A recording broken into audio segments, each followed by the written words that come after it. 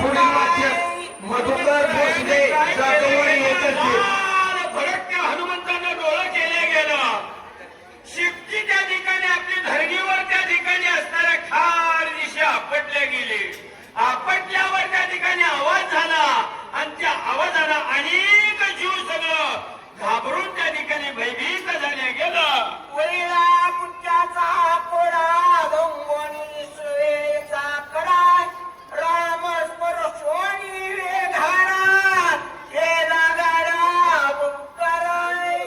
आपल्या प्रभू रामचंद्र भगवान की जय असा मोठ्यानं भुभुकार केला आणि आपल्या शेपटीचा त्या ठिकाणी आकडा ओळले गेला आणि सोच्या कडेवरनं त्या ठिकाणी उड्डाण त्या ठिकाणी हनुमंतानं केलं म्हणून सांगितलं गेलं.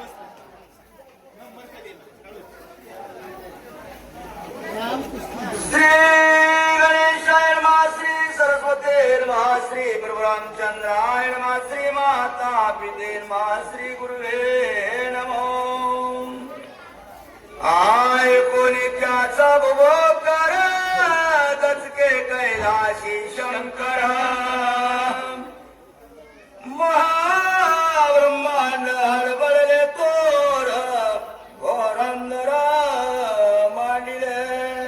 मग या हनुमंताने रामनामाचा भुभुकार केलेला त्या ठिकाणी असणाऱ्या कैलासामध्ये शंकराला त्या ठिकाणी ऐकाय गेला. ऐकाय गेल्यावर शंकरानं रामनामाचा भुभुकार या पृथ्वी तलावर झाला गेला. म्हणून शंकर सुद्धा त्या ठिकाणी हडबडून त्या ठिकाणी काय करून जागा झाल्या गेल्या काय म्हणत आहे आता.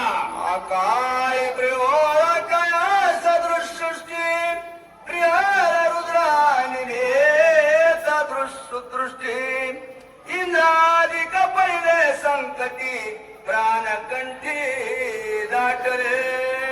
मग ह्या हनुमंताच्या आवाजाने ह्या ठिकाणी असणाऱ्या अनेक जीव त्या ठिकाणी संकटामध्ये पडले गेलं आणि प्राण आपला कंठात त्या ठिकाणी उरला की काय असं वाटू लागल्या गेलं. केचले सागरी वृषभ्रमती गगनांतरी उडा.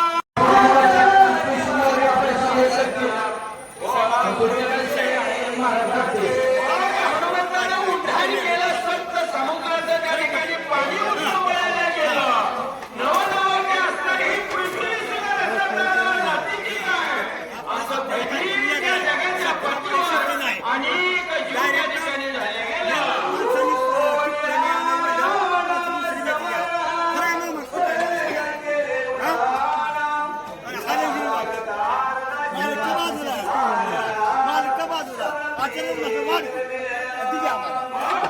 हनुमंताने रामनामाचा भुभुकार केला.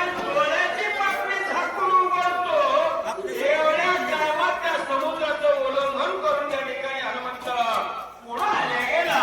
उपरा उपरे गगनांतरी सत्यलोकापर्यंत बळी येळी उडानाची तोरी विक्रम भारी कविता. हनुमंत यानं उड्डाण केलं. उड्डाण केल्यासहित त्या ठिकाणी असणारे किती वरवर जावं किती जावावर सत्य लोकांपर्यंत हनुमंताचं उड्डाण केलं गेलं. त्या हनुमंताचा त्या ठिकाणी पराक्रम अतिशय थोर आहे म्हणून सांगितलं गेला. आणि आलं आणि लक्ष्मणाला उचललं तर तुला काय अवस्था होईल असा रावण विचार करू लागला.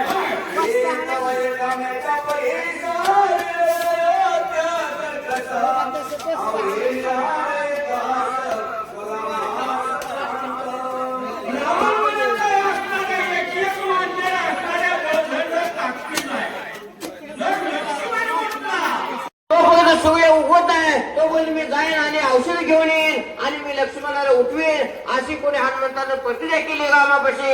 तरी हनुमंताला काय काय तू आडवायच काम जगायचा आहे आणि त्याची प्रतिज्ञा खरी झाली नाही पाहिजे असं रावण काल नेहमीला सांगत आहे.